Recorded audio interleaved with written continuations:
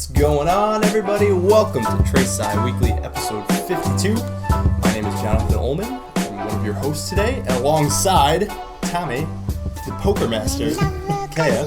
What's up? What's going on? How are you? Going? Chilling. Feeling good. Yeah. So poker champ / pod champ. Actually, would have been a better intro lead. Yeah. We actually played a poker game for the first time in a long time. Yeah. For our somebody we know's birthday. Oh, that's right.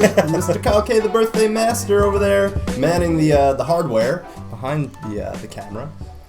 Happy birthday, Kyle. Yeah. How old are you now? 35? Yeah, pretty much. We're looking crispy on the screen though. Kyle's been working hard. A little crispier. Yeah, we were a little fuzzy last week. Now we're a little crispy. A little crispy? Yeah. But that's good though. Medium rare is right where I like it. You like it there? Mm-hmm. I like a little sear on the outside. I thought you were going to say salty. No. Yeah, those are two different things, you know? So, we are trèSci. For the last time, we are Yes. trèSci. Yeah, so this is episode 52. This is going to be the last YouTube Live show that we do, yeah. Next week, we're going to switch over under a new name. We'll be streaming live from twitch.tv/Science News Over Brews, where the show will be ultimately the same, but Same sort of content, a little different layout. a little different layout, a little different vibe. It's going to be a little bit more silly, a little bit more... Hands-on. Yeah. Not like a little more demos and stuff like that. Exactly. Experiments. More beer, I think. few. Yeah. Few beers. A few beers. So, of course, we hope that you guys will follow us over there as well. We'd like to thank you for your support throughout this whole endeavor, this whole past year and a few weeks here on YouTube. It's been really awesome. Of course, if you guys are, not going to be following us on Twitch anymore, if you're firmly against that, we understand. No big deal. But, of course, we do wish you to join us there. We should have some highlight videos that will be going up on YouTube probably. Yeah, so once time goes on. Once we figure all that out, once we figure out how to maybe trim out pieces of parts the Twitch that we show, want. We'll continue to update the YouTube channel as well. But Twitch isn't too scary if you want to watch us. Yeah. Come on over. Should be fun. Yeah. So for the last time, I'll let you guys know that this is trèSci Weekly. This is our weekly show where Tom and I discuss trending science news topics, giving you, our best description of what's going on and our thoughts and opinions on them. You can follow us on all the various social media platforms such as Facebook, Twitter, Instagram, and Patreon. All of those pages will still be active, but over the course of this week, we're going to convert the name to all of our social media things, yeah. Yep, to reflect the new name that we're going with, as well as a lovely new logo and icon that Kate worked up for us. Say it's a little more than lovely. Yeah, I can't wait to debut it. It's awesome, It's really cool. I'm excited. And, with that, I think that's all I have to really say about following that's trèSci. all I have to say. trèSci, yeah, that's it. That's show's over. No, trèSci will continue to exist. Actually, we've decided that Tom and I will continue our kind of outreach offerings under the trèSci name. So if we're gonna, we got that upcoming stargazing program we're doing. That's right. Yeah. If we're doing something like a stargazing event with the library or other library programs or anything community based, we'll be trèSci. Exactly. Because we don't want to have middle school age kids coming in. Yeah, we don't want to encourage the drinking. That's what that's for, but we want our show to be our show. Exactly. So, makes sense. Yep. To us. To us. Yeah.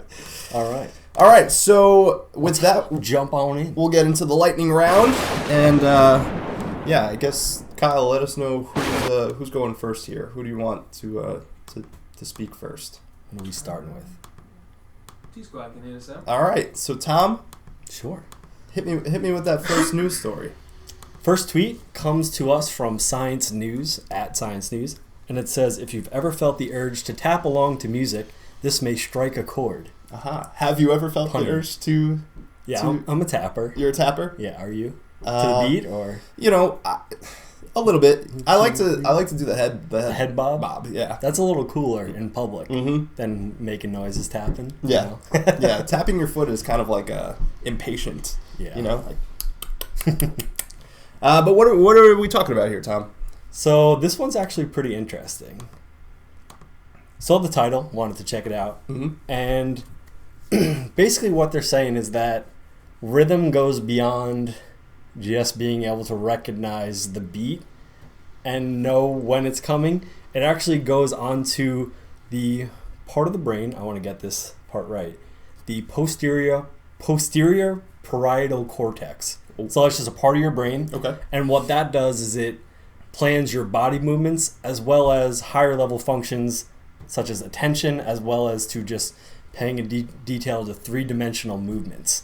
Okay. So what they ended up finding was that just the ability to recognize a beat goes beyond just recognizing the timing, and that it actually goes into your part of your brain that involves movement and things like that. Huh. So how they found this out, they did a study with 25 adults, and they, from the tweet, you can see a little blotch on the brain, and they did a little magnetic pulse. And what they did is they said they hindered that part of the brain that does that parietal cortex that I was talking about, the part that controls your movement and perceiving things in three dimensions. And when they did that, the people lost the ability to tap to a beat and to be able to recognize the beat.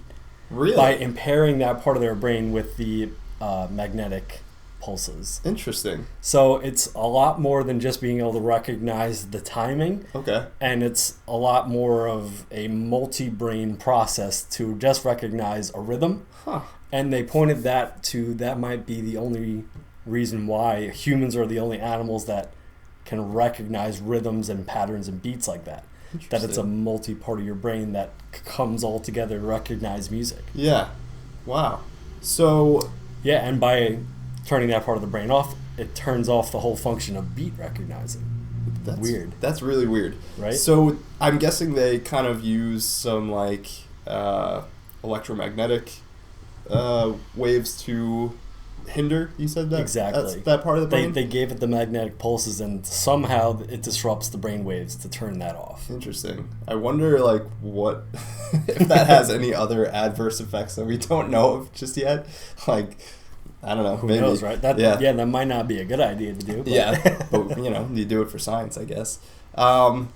This is very interesting to me because I've always considered myself having... Good above average rhythm. Yeah, good rhythm. Well, I mean, yeah, right. I mean, your whole life you played music. Exactly. Yeah. I think that's where it comes from. I don't want to brag or anything. No. I wasn't born a music prodigy. Yeah. A lot of practice. But yeah, you and I played the trumpet for a long time. I also did vocal stuff, of course, and I always forget you're a good singer. Yeah, I always forget. Yeah, you would never know that now because I don't practice anymore. But yes, and we have a friend, Tom. Mm-hmm. We have a friend. His name is Tim Halter, Dr. Tim Halter, actually, who one day I think we should get on a stream of ours. He's a funny guy.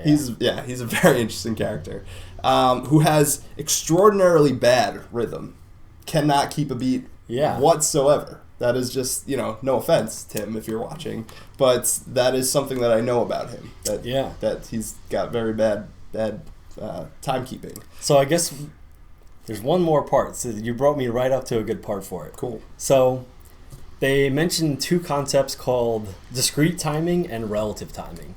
So by interrupting that part of the brain, they didn't disrupt your discrete timing, where they could tell you exactly how long a pitch was. Like if they played a note, they would be like, bam, it was that long.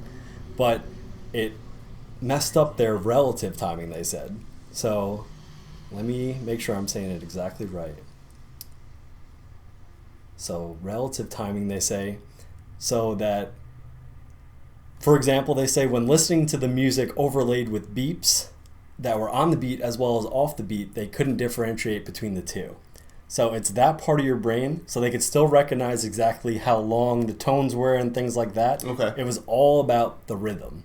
That was the only thing they couldn't do when that part of their brain, which is used for three-dimensional spatial things and things like that, that they could no longer hold rhythm without that part of their brain. So my point is that they actually make a point at the end. There's probably 3 parts of your brain all working together, your motor skills, as well as your other part of your brain just recognizing the actual duration. And then there's another link that they said that they haven't even researched yet, probably all working together just so you can recognize rhythm the way we do. Yeah, so that's very who bizarre. would have thunk it? Yeah. All right, invention idea, Tom. Here we go. A helmet that you wear that hinders this part of the brain that you give out at a wedding. And you just see how they dance with it? Just totally off the beat. A novelty helmet. Yeah. Okay, I can see it. Yep. Patent it. Write it down. That's funny, man. Just Very put cool. it on your friends, too, while they're drinking and see what happens. Yeah, so I thought that one was pretty cool. Yeah. Thanks for sharing. I like that. All right. Is it my turn, Kyle? Johnson. All right. Here we go. So we're talking about a tweet from NASA. NASA? They tweeted out, so the article title says, "A piece of Mars is going home." They tweeted out, "A chunk of Mars will soon be returning back to the red planet carried on board our Mars 2020 rover mission now being built. This chunk will serve as target practice for a high-precision laser on the rover's arm. Learn more, blah, blah, blah, blah, blah." High precision laser, huh? Yeah. Most lasers are High pretty precision. high precision. Yeah, just FYI. So I thought this was interesting because they are taking a meteorite that came from Mars, right? We've already done the geochemical testing. We know to that confirm, that's where it's from. Yep, that this is a piece of Mars that probably got blasted off in its own impact, right? So maybe, I don't know what you would call. Something hit Mars and then that piece made its way to us. Right. You wouldn't exactly call it a meteorite, I guess, but it would be a meteorite that crashed into Mars with enough energy that a piece of the debris from Mars Made it all the way to gets Earth. gets expelled out into space and then gets captured by Earth's orbit and makes its way down to Earth. So now we're sending it back to Mars? yeah, That's so what we're sending After it made it all the way here? right. Okay. So this kind of goes hand in hand with what we were talking about last week, where I said, is it up to humans to kind of plant the seed on other hospitable planets out there? Now it seems like we've got this OCD thing going where a little chunk of Mars left Mars and we're putting it back, right? Got to put it right to its rightful place. No, the reason they're doing this, Tom, is because the rovers that they send to Mars need to calibrate to something in order to kind of get the correct depth of field, and the cameras that they're going to use to study the geochemistry of the new samples that they want to look at on Mars. They want to make sure that they're calibrated correctly, right? That they're looking at the right types of signatures. Yeah.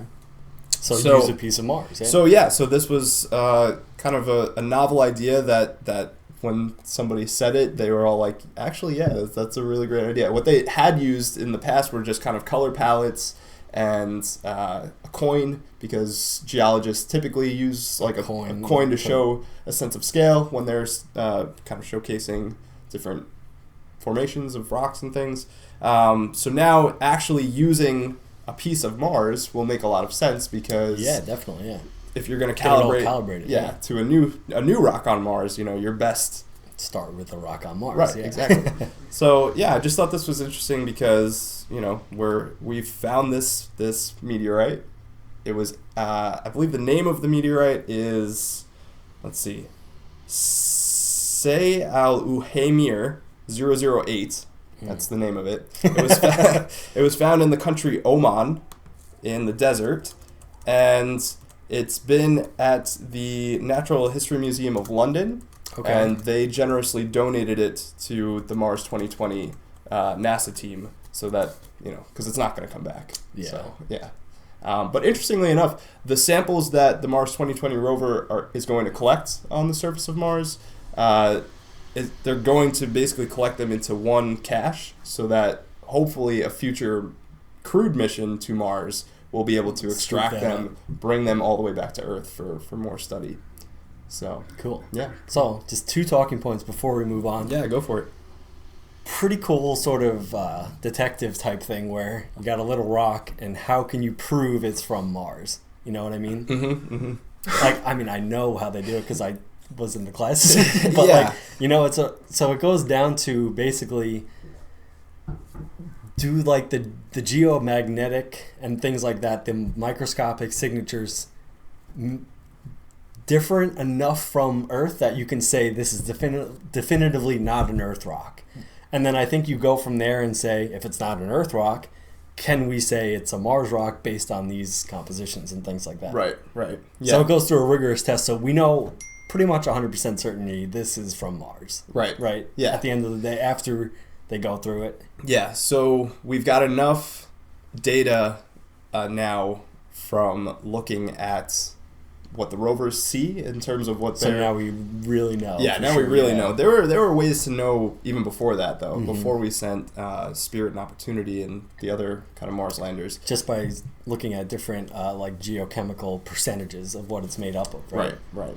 So, yeah. But, yeah, I mean, that really ultimately all boils down to spectroscopy analysis. They use light signatures to tell us what chemical elements are present in, the samples that they're looking at. And yeah, if it's different enough from things that we find here on Earth, then we know it's why. Right. It comes from a different body in the solar system, and based on those percentages, yeah, we can say this one's from Mars, this one might be from the Moon, this is from the asteroid belt. Yeah. So pretty cool stuff. Pretty rare though. Meteorites are pricey. To come by, and Martian meteorites are even super more pricey. Rare. Yeah. So. And then one last thing, I read a tweet like 2 weeks ago that in the Bronze Age, probably all the bronze that they used came from meteorites, actually. Oh, really? Because they didn't really have like the mining technology and things to actually make the bronze. Yeah. So that's where most of it came from, actually. There was a story about King Tut. Is that what you're talking about? Yeah. He had a dagger made from a meteorite. Yeah. That's cool. That was before we started doing trèSci, right? I think so. I don't think we covered it. We might have. Did we? That was a long time ago. Yeah, I don't remember. Are you saying bronze or LeBron? LeBrons. Yeah. LeBrons. Exactly. Sweet. Very cool. Moving on. So the next tweet I got for you guys comes from Scientific American. This one, kind of a follow-up story. We've talked about concussions and all kinds of stuff. Last week we were talking, was it last week or 2 weeks? We were talking about the woodpecker. 2 weeks ago. 2 weeks ago. I think, yeah. How it was slamming its head and we were looking into concussions. So this one, Scientific American tweets, FDA okays the first concussion blood test, but some experts are wary. So I did a little bit of research trying to figure out what exactly is going on here. And the FDA says that it's only approved for adults, so it's not for children. And when you go in there, you have to go within a certain amount of time after your injury. So you pretty much got to go to the doctor after you hit your head. You can't be like, we'll wait till the weekend. That's good practice in general. Exactly. Yeah. If you smack your head, you should probably go right to the doctor. Yeah. So you got to go. Yeah. And then they'll do the blood test. And then actually only what they're really using it for is to see, do they think you need a CAT scan, a CT scan? I see, okay. So that's really the point of this. Okay. So it's not like saying, do you have a concussion, do you not? What they do is they look for the little signatures in your blood telling you that your brain is bleeding. Mm-hmm. So when you have a brain bleed, you can tell from a blood sample that that's going on in your brain. Okay. So then if they saw that, they would say, oh, crap, we need to send it to a CT scan to see what's going on. Right. So it's sort of a way to keep the prevalence of concussion testing, like we need to keep doing this, but without giving every single person who goes to the doctor a CAT scan. Right. Which is kind of a big deal because it's, first of all, it's extremely expensive, and sure. It's unhealthy to just get unnecessary radiation. Are the experts wary because they think that this might lead to less diagnosis of actual brain bleeding, though? That's a good question. Let me get to the one point I wanted to bring up. Mm-hmm. Right, because my thought would be like, all right, well, right now everybody basically has to get a CAT scan done, and you really get sort of a thorough examination of from what's a CAT going scan, on. right? Yeah. And if we stop doing that because of Exactly. this, yeah. So the way they say it is that a negative blood test means that proteins were not released, not necessarily that a mild concussion occurred. So you get the blood test done, and even if you don't get it back that there was no brain bleed, you won't know if you had a concussion or not based on the negative. So it's more of like you're looking for the positive to say we need a CAT scan. I got it. But you could miss partial diagnosis because of the negative, like you were saying. Right. So that's why they're saying it's wary, but that's why they're saying it's only for adults, and you need to do it like right after the time frame for it to really actually work the way they say it should work. Yeah. Yeah, that's true. Yeah. I mean, I guess as an adult, I would be appreciative of that because I'm pretty much broke. I can't afford a CAT scan. So if I smack my head because I'm an idiot just in general, and they said you don't have a brain bleed, yeah, I'd be like, that's thanks, great. God, You just saved me a whole boatload of money on my car insurance. Thanks, guy. Exactly. No. So yeah, this is the intermediate step, I think, in between finding the exact method for detecting concussions better. So when I was reading in the article, they were saying basically that there's other biomarkers you can look for. They're looking for a specific one. I can name it UCH-L1. That's what they're looking for. But the other experts commented that there's other biomarkers you could look for, and that this isn't the end-all blood test for this, and this is the first FDA-approved version of it, and hopefully it just leads to better and better things and not just getting the negative aspect of not getting enough people CAT scanned who need to be CAT scanned. Right, yeah. So they're saying this is the way we need to get the ball rolling, and hopefully it goes the way it should go, and find better biomarkers and get better blood tests to really diagnose these concussions. Yeah. But cool nonetheless. Yeah, definitely. A good because step as in the we've right talked direction. about, banging your head actually is pretty bad news. Yeah, you kind of don't want to do that. Very true. But like we said, the last thing is the minor concussions. That's the hard part. Yeah. Because I mean, if you really smack your head, you kind of know anyway. So that's why the experts are worried. Like, what are we really using this for? Yeah. You know, but cool nonetheless. Yeah, definitely. And it's already FDA approved, so it's already good to go. Yep. Yeah. Yep. So this isn't one of we talk a lot of stuff that doesn't happen or is in the future. So this is FDA approved. It's good to go. Yeah. We talk about a lot of stuff that you may never see. Yeah. So this one that's is cool too. Yeah. This is happening as we speak. People are Yeah. getting concussions As we right speak. now. Yeah, they are. That's the sad thing is they are. Yep. So that's enough about concussions. We talk about those a lot. All right, Tom. Moving on. A serious question for you. Serious. How long do you think we have until the ants overthrow human Everything? civilization? Yeah. Say we got a little while. You think we still got a little while? Yeah. All right. I'm going to hit you with this Nat Geo tweet then. The article says paramedic, quote unquote, ants are the first to rescue and heal their wounded comrades. This is a Nat Geo article.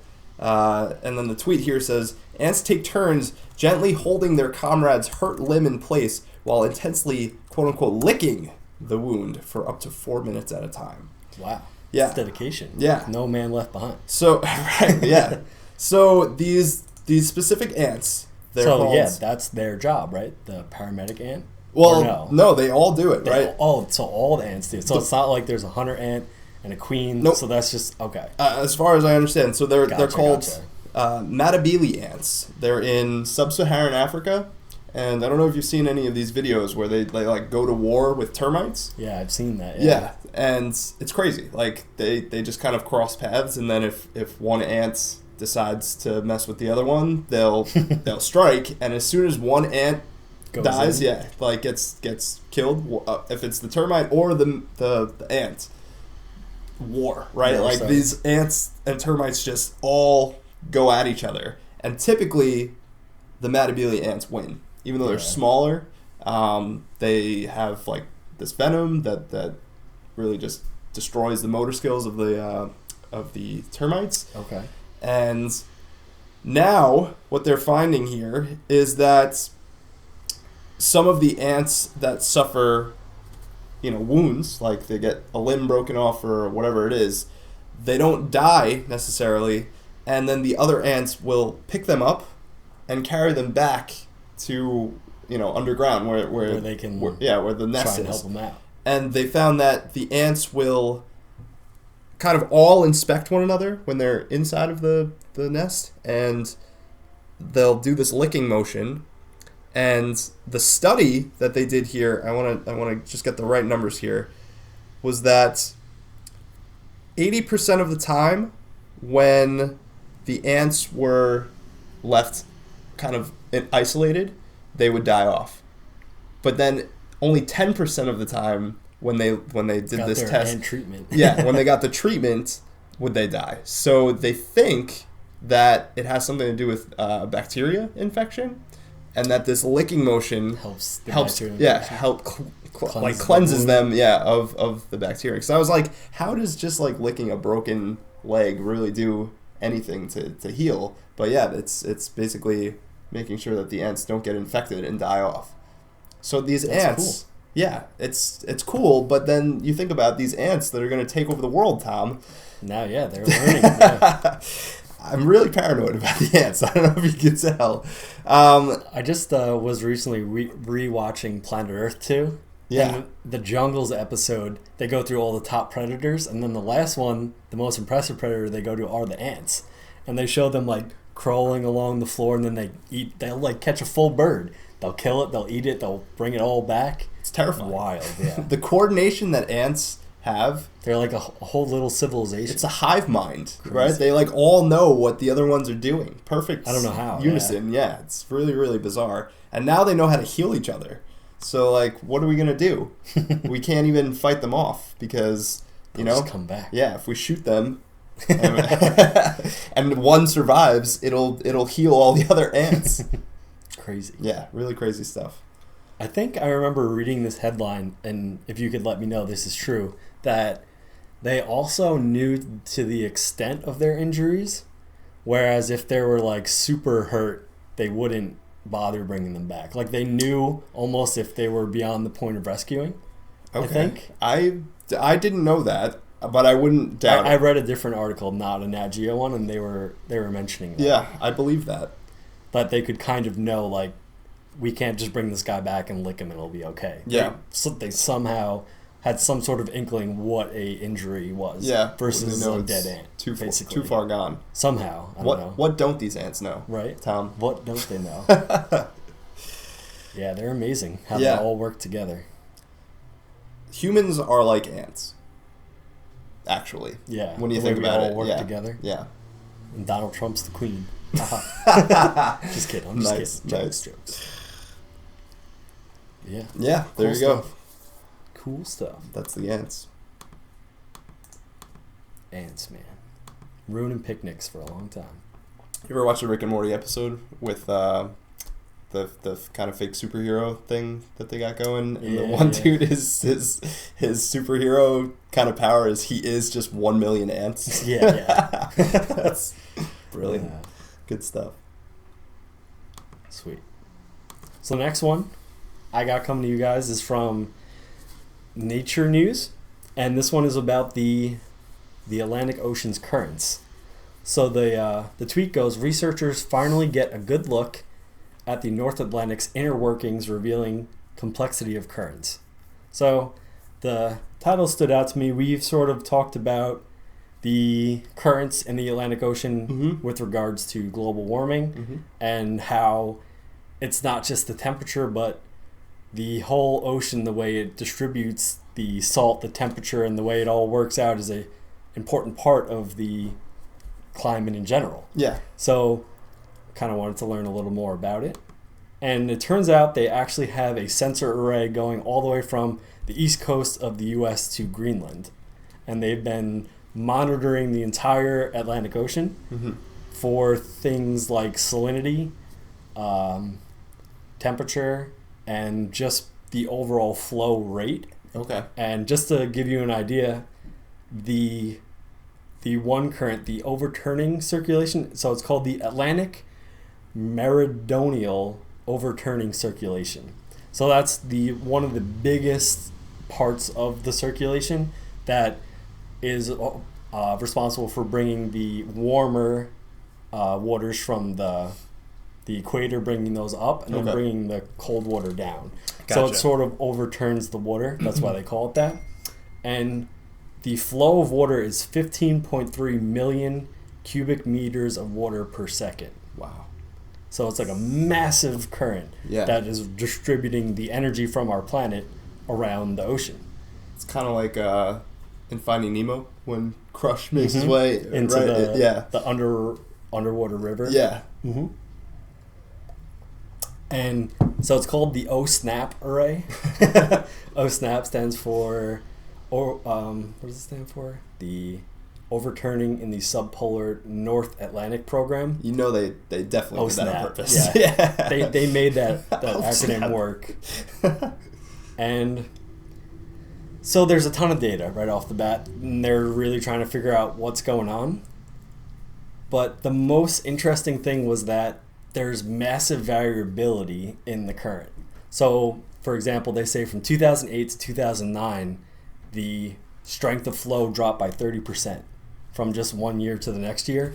And that's just something they had no idea, right? So now they're trying to think of the implications of that, where they had no idea it was even that variable, that if some big change does happen and it's already changing this much, what'll that do to the whole system? Yeah. So now we sort of just have a giant monitoring system of the Atlantic Ocean and can, in real time, follow the currents and really compare the data of the entire Atlantic Ocean. That's weird, yeah. Pretty awesome. Because I remember we watched that one video on trèSci where we saw the computer simulation of all the currents.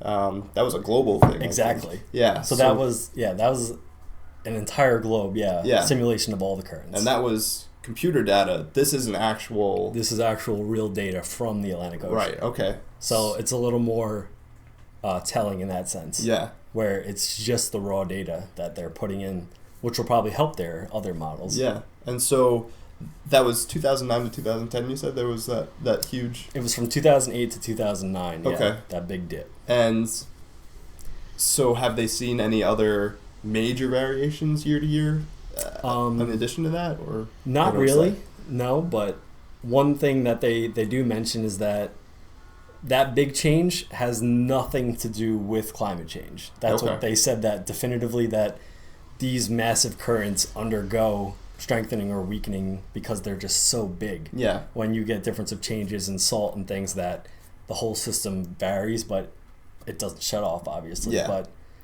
I mean, it's interesting to be able to have this much feedback from the currents that are deep down in the ocean that you would otherwise have no clue. Yeah. So, really cool. Yeah. It'll be interesting to see what organisms that take advantage of it, or can an organism take advantage of it if it's that variable year to year, or decade to decade, or however it works.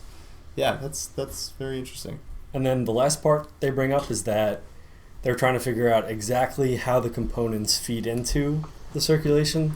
Like the wind, they don't know how much is driven by winds. They're trying to figure out exactly how much is responsible for the temperature difference, the wind, just how all the currents work together. Yeah. Well, if that's the case, I would be not shocked if this year saw a really big variation to the norm or the median because of all the hurricanes that we had.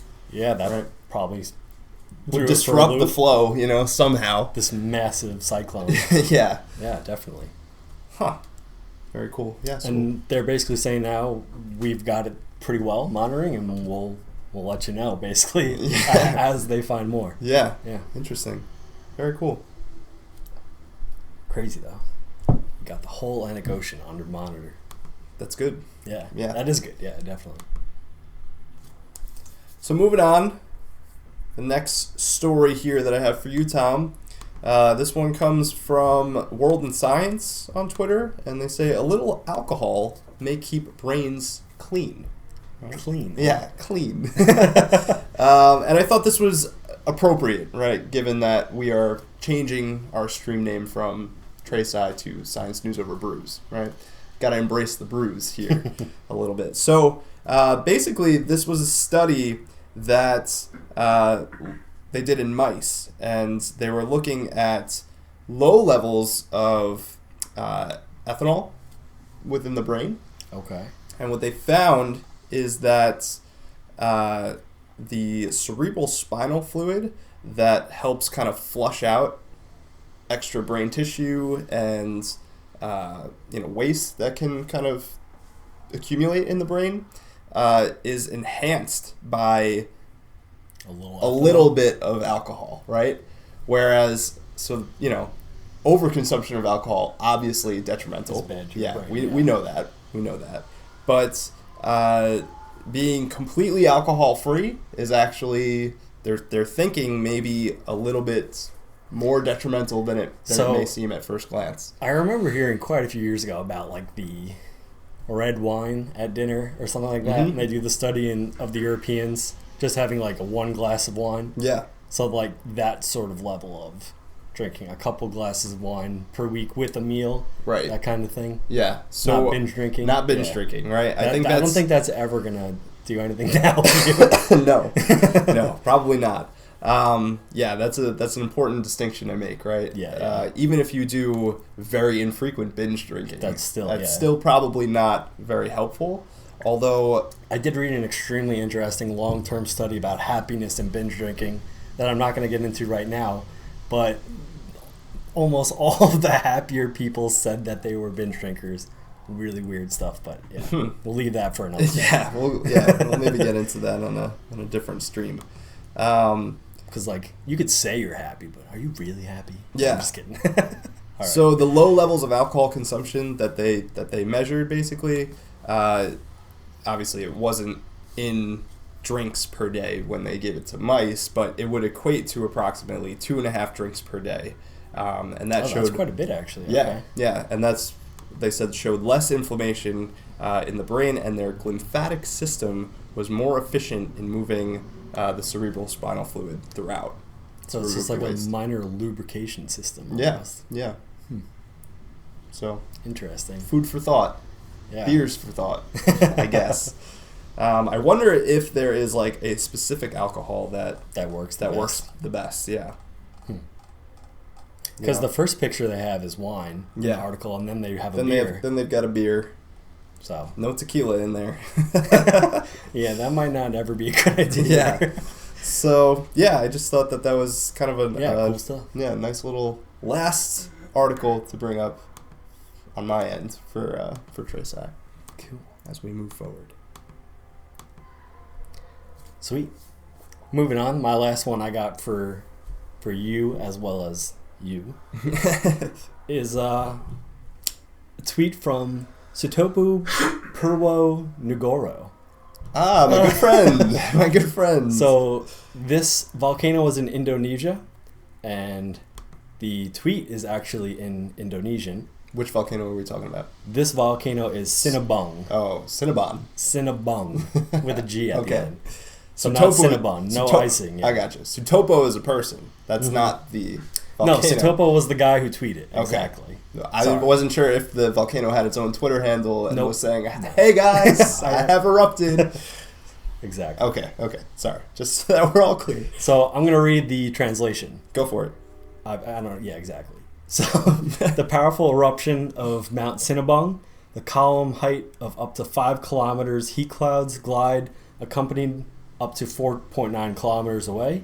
Sound rumbles like shaking. You can feel it and hear it. Mm-hmm. And this time the new eruption since rumbling sounds 2014 to 2018. So it's been rumbling for quite a few years, and now it finally went kaboom. And good news, there were no fatalities and no injuries. And all the residents in the red zone have been evacuated. All right. Right? Getting it together. Good stuff. Yeah, that's great. So when you watch this tweet and you go down, there's tons and tons and tons of videos. And it looks apocalyptic. There's like school kids running away from this massive cloud. You're like, that's it. This looks so terrifying. Yeah, it does look terrifying. But yeah, thankfully no one was hurt. And it's just an amazing, impressive display of what a volcano can do. Yeah. So no fatalities, no injuries, but you got to be careful, right? All that stuff that's coming out is actually little glass dust particles.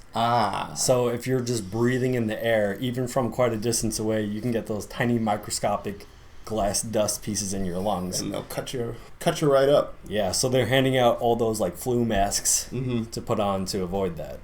Gotcha. Yeah. Not from here, because we need them, obviously. Flu masks. Our flu masks. Wow, yeah, that's not the first thing that you would think would be dangerous when a volcano erupts. That you just can't breathe. But obviously, that's something to be very concerned about if you're in the vicinity, is, not breathing in the dust and the glass dust. Yeah. And then the last point, I read a different article, not from this tweet, but it was a Discover News article, just trying to read up some background about it. They had a piece right at the end relating it to climate change, and they said that even a volcanic eruption of this size would do nothing for the overall change of the climate. Even though it's that big, they said an individual volcanic event like this would be negligible on the climate scale. Gotcha. Even though it looks like this massive thing shooting stuff in the atmosphere, Yeah. it looks like it could be extremely damaging. They said that something like this, it happens More frequently. Exactly. Than, But a super volcano, Tom.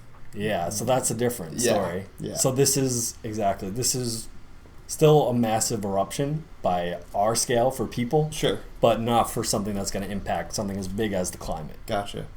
And when did this happen? This happened today, right? Or yesterday? I was reading, I read about it today. Okay. Let me see if I can get the date. Yeah, I believe it was this morning. Or in Indonesia, they're way ahead of us, right? Time-wise? Because they're... Yeah, I think they start... So we probably... Gotcha.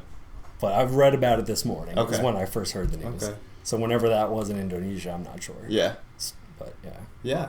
Very, very interesting.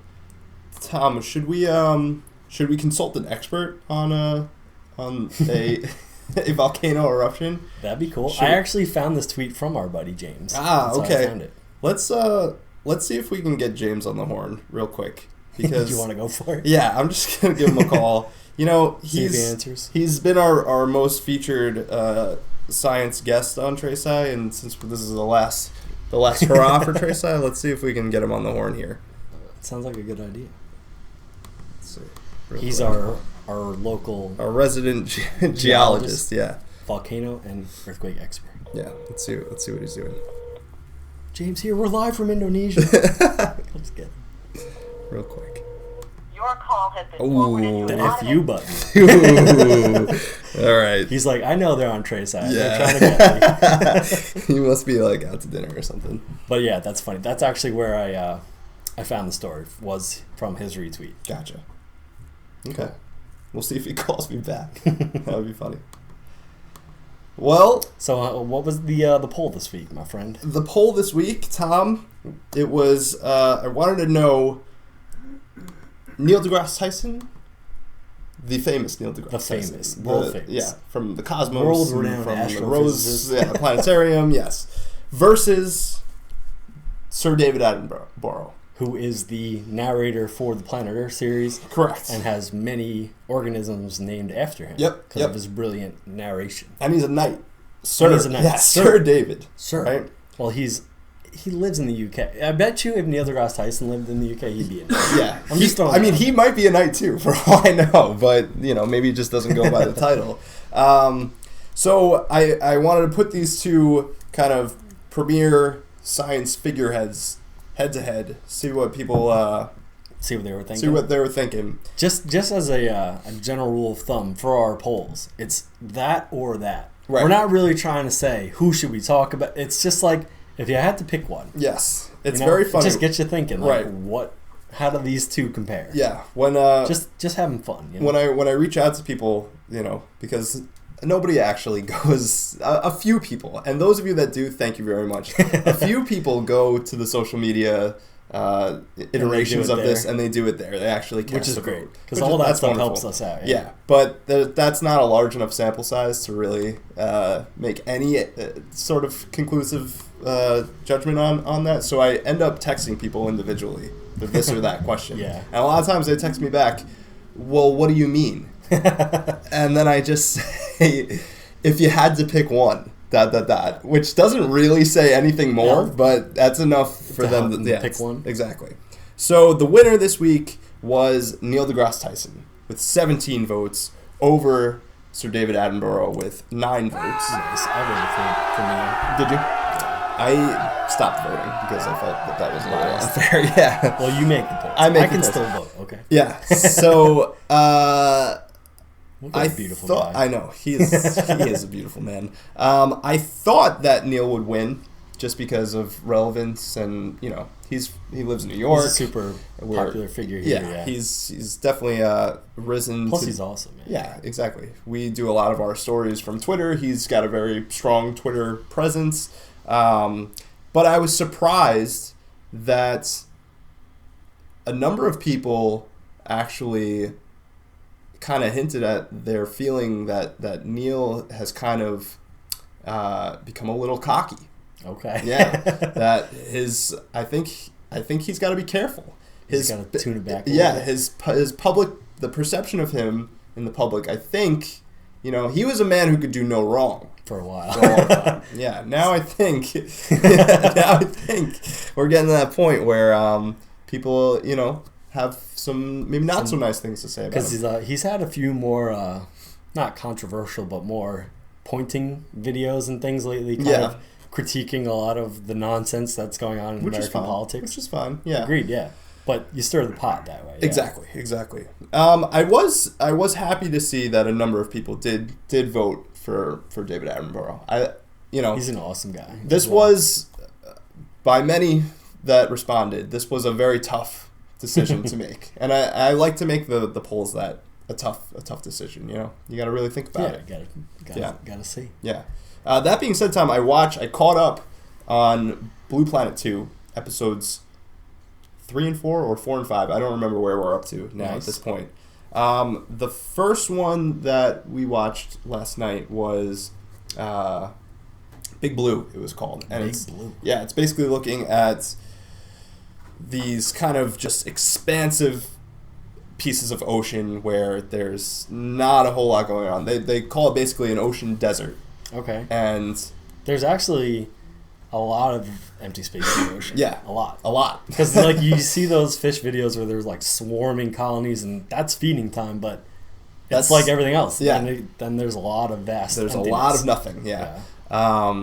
So, they would show kind of these feeding frenzies and these super pods of dolphins, and, once they smell food, then it's then everybody comes, congregates to this area.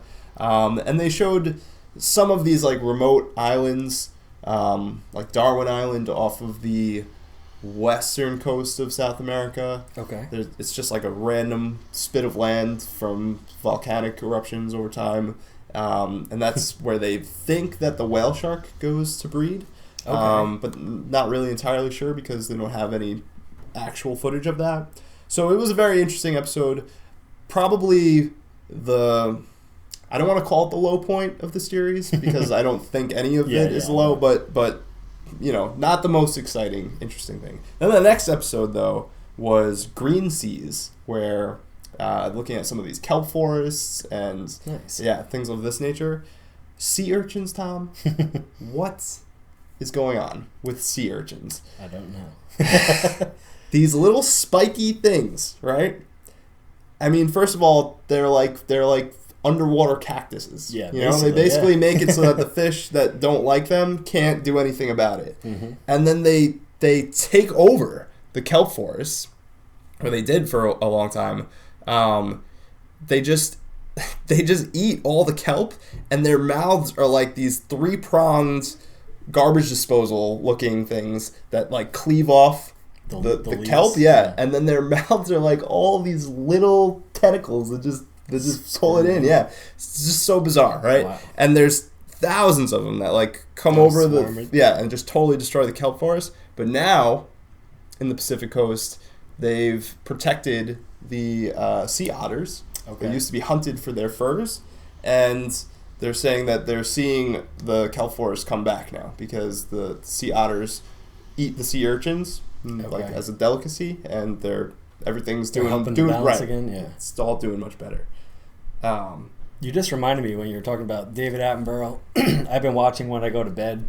there's a series called The Hunt. I think that's all it's called. Okay. And he narrates it as well, and it's all about the predator-prey relationships. Gotcha. So that's like the most hardcore like animal scenes they got. Yeah. Where there's like lions attacking elephants and crazy things like that. Yeah, I can imagine. Really interesting. Probably But really cool. They put it in a nice sort of tone that like, you know, they put it out there. They're not like, oh, look at the blood. You Yeah. know, they explain. They're like, this isn't something the lions usually do because they haven't had food. We've been following this pack of lions for a while. Really interesting. Yeah. I would check it out Yeah. if you haven't. Really Definitely cool. But yeah, so gonna continue watching Blue Planet, of course. See it through to the end. Oh yeah. I'm pretty excited about that. And that was the poll. So thank you guys all for voting. Probably continue doing the poll through might the as new well, show. right? Yeah, it's pretty fun to do. Yeah, that's pretty much all I have, Tom. I don't know about you. That's all I have. That's all I have. Did you have anything else you wanted to talk about on this? Nothing science related. More that I just want to thank all of our viewers, and throughout this entire trèSci journey, personally, I've had a few ups and downs with the science news of the week. Mm-hmm. Because some weeks I'm like, yo, this is awesome, and I love all these stories, and then sometimes it's tough to navigate through all these different stories, but try to make all the most relevant news, I think, try and make it as cool as we possibly could. Yeah. And I just want to say thanks for everybody who supported us on Patreon, any social media stuff, any viewers in the chat, all that good stuff. Yeah, absolutely. We really appreciate the support. Yeah, we we can only make this next kind of jump into a different stream to go down because of all of your support that you guys have given us over the past And year. that's why we're still doing it. Yeah, so, whether that's financially, whether that's helping us out in the chat, whether that's, just subscribing to us or liking the videos or just talking about, what we've done over the past year, it's really nice to see you guys caring Come along for the about ride, this. yeah. Yeah, so we hope that you'll take the next jump with us, and yeah. Yeah, we know life We're is really- busy and crazy, and we really appreciate just, any time that you've given to listen to the things we have to say. Exactly. We appreciate it. We're really excited about the future too, so Yeah, we're gonna be having some fun over there on Twitch, talking about science, for sure. having a good time. Yeah. So yeah, just to give you guys here in the last 5 minutes, just to kind of give you an idea of what will change in the next show. We are first and foremost going to have Kyle be more of a part of the show. He's going to have a webcam that's facing him so that He's he can. got the best hair. Yeah, he's got the best hair. Who so would we have thought, can't. when I first met you guys and we started hanging out, if you told me Kyle would have long hair and you wouldn't, like, you guys are crazy, man. That's true. But here we are. Yeah. Yeah, we want to make it more of a roundtable discussion between the three of us. And Yeah, make it a little more discussion based, maybe slightly less news topics, and some more experiment type things. Yep. And Yep. just, Yeah, so Kyle will be joining us more so as a on-screen member of the show as well. Yeah, we've got some science kits and some different ideas some of hands-on type right, stuff. more hands-on demonstrations, those types of things to do and show you guys. We'll be doing kind of more, maybe, I don't want to say structured, but more prominent reviews of things that we've been watching and reading and playing, and to give you an idea of what types of science Media. science media, science fiction that we're kind of interested in. Yeah. And then eventually we should have those sort of clips back on our YouTube channel. Mm-hmm. Whether we go with trèSci or we switch that over as well, we'll see what we do with our YouTube channel, but there should be vids coming as well. Yeah. So once again, thank you guys so much. We will, of course, be streaming next week at the same time on twitch.tv/science news over brews, and we hope to see you there. And yeah, we'll tweet it out. We'll put it on Facebook. We'll let everybody know where we're headed. Yep. Join us, yeah. Join us. Thanks for everything.